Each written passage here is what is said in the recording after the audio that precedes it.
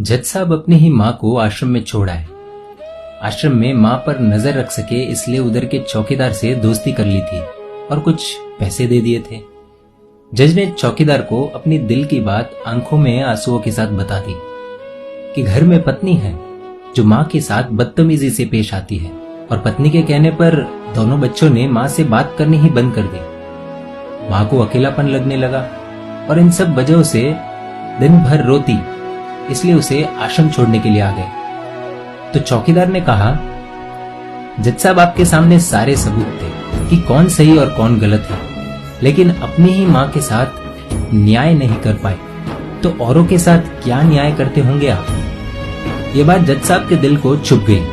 चौकीदार की इतनी सी बात का इतना असर हुआ कि 2 रात नींद नहीं आई, 2 दिन से खाना नहीं खाया और कोर्ट भी नहीं गए।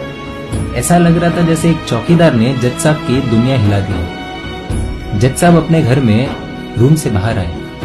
दोनों बच्चे और पत्नी खाना लेकर इसी इंतजार में खड़े हैं कि कब खाना खाएंगे। तभी जज साहब ने एक कागज पत्नी को और 2 अलग कागज अपने बच्चों के हाथ में थमा दिए।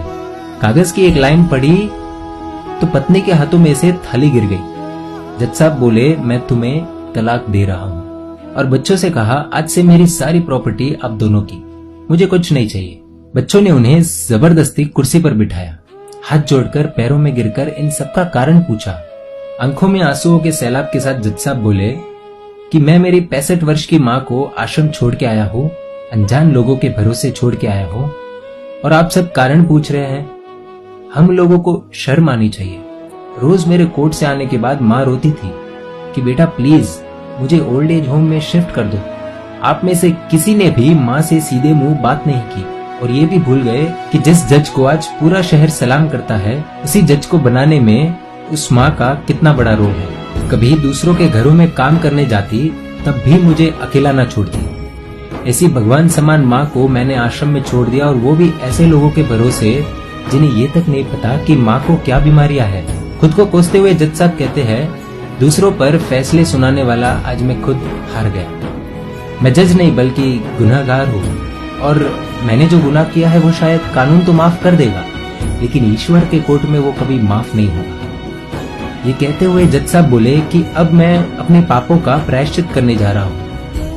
मैंने अपना सब कुछ आप लोगों को सौंप दिया है और अब अपनी माँ के साथ आश्रम में रहूंगा और उनकी सेवा करूंगा। पत्नी से जज साहब ने कहा कि याद रखना, आज तुमने उस माँ को आश्रम भिजवाया, तुम भी एक माँ हो, कल तुम्हें भी कोई आश्रम भेजेगी, तब तुम्हें मेरे इन शब्दों का अर्थ सही मायने में समझ आएगा।